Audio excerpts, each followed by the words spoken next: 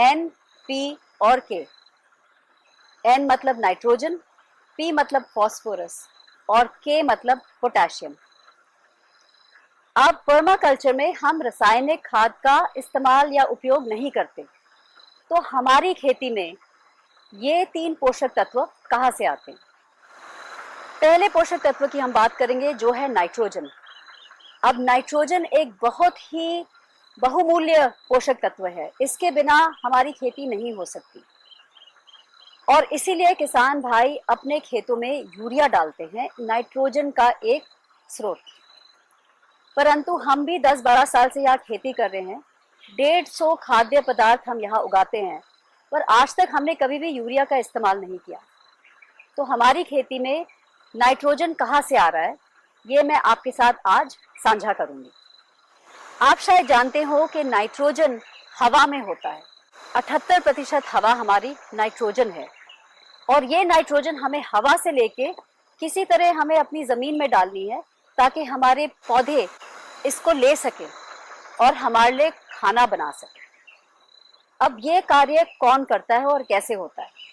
हमारी सृष्टि में कई ऐसे पेड़ और पौधे हैं जिनमें ये काबिलियत होती है कि वो हवा का नाइट्रोजन लें और उसको फिक्स करें, जिसको हम कहते हैं नाइट्रोजन को स्थिरीकरण। हमने इस नाइट्रोजन को अपनी मिट्टी में स्थिर कर दिया है, फिक्स कर दिया है। और जब आप अपनी मिट्टी में इसको हम लेके फिक्स कर देते हैं तो हमारे पौधे अपनी जड़ों के द्वारा ये नाइट्रोजन पौधे में ले सकते हैं। ये जो पेड़ और पौधे होते हैं जिनको नाइट्रोजन फिक्सिंग कहते हैं, जड़ों में इनकी गांठें होती हैं और इन गांठों में एक स्पेशल तरह का जीवाणु होता है जिसको कहते हैं राइजोबियम एजोबैक्टर।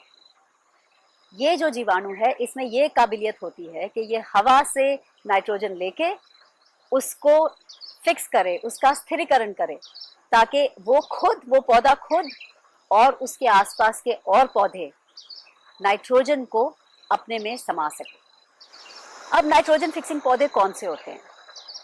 कोई भी पौधा जिसमें फली लगती है वो नाइट्रोजन का स्थिरीकरण कर सकता है, क्योंकि फली में भी बीज जो होते हैं उनमें काफ़ी प्रोटीन होता है। मतलब आप ये समझिए नाइट्रोजन के बिना प्रोटीन बन ही नहीं सकता, प्रोटीन के बिना फली ही बन नहीं सकती। तो फलीदार पेड़ और पौधे हमेशा नाइट्रोजन का स्थिरीकरण करते हैं।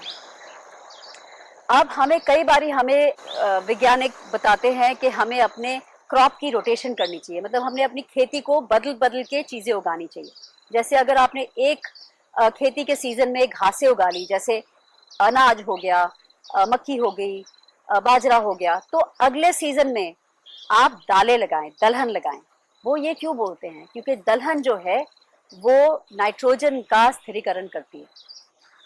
पर आप ये देखिए कि अगर आप दलहन लगाएंगे, वो तो 4 महीने की खेती है और उसकी जड़ें तो छोटी छोटी होती हैं उन पौधों की। इससे अच्छा विकल्प तो ये होगा कि आप नाइट्रोजन का स्थिरीकरण करने वाले पेड़ लगाएं, जो पेड़ 40-45 फुट के होते हैं और इनकी जड़ें भी इतनी बड़ी और इतनी डूंगी होती हैं।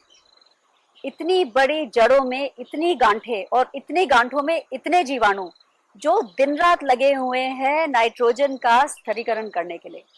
ऐसे अगर आप कुछ पेड़ अपनी खेती में जोड़ लें तो आपने समझ लीजिए 3-4 फैक्ट्रियां खड़ी कर ली नाइट्रोजन बनाने के लिए। अब जब ये फैक्ट्रियां में नाइट्रोजन बन रहा है तो आपकी आसपास की खेती को ऑटोमेटिकली अपने आप इन पेड़ों के द्वारा नाइट्रोजन मिल जाएगा।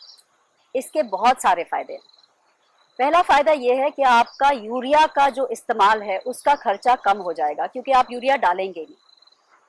अभी जब आप यूरिया डालते हैं तो आप समझ लीजिए 10% यूरिया तो आपके पौधे लेते हैं और 90% यूरिया आपका पानी में बह के चले जाता है। ऐसा क्यों? क्योंकि जिस दिन आप यूरिया गेरते हैं उस दिन शायद पौधों को यूरिया चाहिए नहीं होता इतना, और पौधों के पास कोई गोडाउन तो है नहीं कि वो कहते हैं अरे यार आज हमारे मालिक ने यूरिया गेरा है तो आधा यूरिया हम गोडाउन में रख लेते हैं, कल परसों जब जरूरत होगी तो इस्तेमाल कर लेंगे। तो जितना उसको चाहिए होता है वो तो वो ले लेता है पौधा, और बाकी आपका यूरिया सारा आपकी जमीन को प्रदूषित करता है, आपके पानी को प्रदूषित करता है, हमारी नदियों को प्रदूषित करता है, हमारे तालाबों को प्रदूषित करता है। और यही एक कारण है कि अब हमारे शरीरों में इतना यूरिया घुस गया है कि हम सब एक ना एक गुर्दे के बीमारी के रोगी को जानते हैं। क्योंकि हमारे शरीर में जो यूरिया इकट्ठा हो गया वो हमारे गुर्दे उसको प्रोसेस ही नहीं कर पाते, उसको निकाल ही नहीं पाते। जब आप नाइट्रोजन को स्थिरीकरण करके अपने पेड़ लगाएंगे तो आपके पौधों को जस्ट इन टाइम नाइट्रोजन मिलेगा। मतलब जब उसको आवश्यकता है तभी उसको 2-4 मॉलिक्यूल नाइट्रोजन के मिलेंगे। कोई एक्स्ट्रा, कोई प्रदूषण नाइट्रोजन का आपकी जमीन में होगा ही नहीं, क्योंकि कुदरत में कभी भी कोई प्रदूषण नहीं होता। दूसरा, पेड़ लगाने का फायदा ये है कि ये पेड़ स्थायी होते हैं, ये आज है और कल जाएंगे नहीं, तो पूरे साल आपको नाइट्रोजन मिलेगा। पर अगर आप एक दलहन की खेती करेंगे तो 4 महीने बाद वो तो आपने फसल निकाल दी, उसके साथ साथ आपका सारा जो नाइट्रोजन को स्थिरीकरण करने का आपका बंदोबस्त था वो भी सब खत्म हो गया। अब ये पेड़ कौन से हैं? ये कोई भी पेड़ जिसमें फली लगती है ये नाइट्रोजन का स्थिरीकरण करते हैं।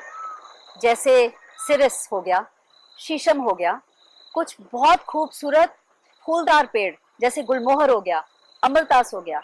और मजे की बात तो ये है कि इन फलियों में जो बीज लगते हैं वो आप फलियां कहीं से भी उठा सकते हैं और अपने ही खेत में ये पेड़ों की तैयारी कर सकते हैं।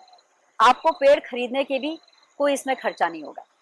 तो ये पेड़ अगर आप अपनी खेती में जोड़ें, खेती में इनको बांधें, तो आप ये समझ लीजिए कि आपने जगह जगह नाइट्रोजन की फैक्ट्रियां खड़ी कर दी हैं अपनी जमीन पे, और इसके द्वारा आपको कभी भी ना यूरिया खरीदना पड़ेगा ना यूरिया डालना पड़ेगा। ना आपका यूरिया का खर्चा होगा ना आपका लेबर का खर्चा होगा जो आप बंदा लगाते हैं यूरिया गिरने के लिए।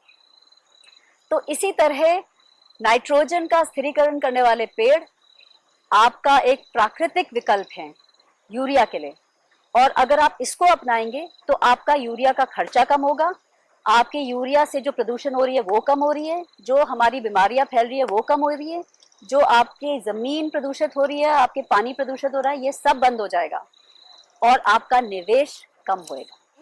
अगर आपको ये बात अच्छी लगी, कुछ आपको नई सोच बन रही है, तो आप हमारे चैनल पे सब्सक्राइब करिए और पर्माकल्चर के बारे में और जानकारी मैं आपसे हिंदी में बांटती रहूंगी।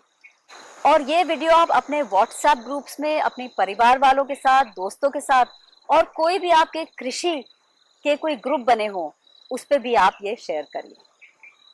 चलिए मैं चलती हूँ और फिर से मिलूंगी आपको एक नए वीडियो के साथ। नमस्कार।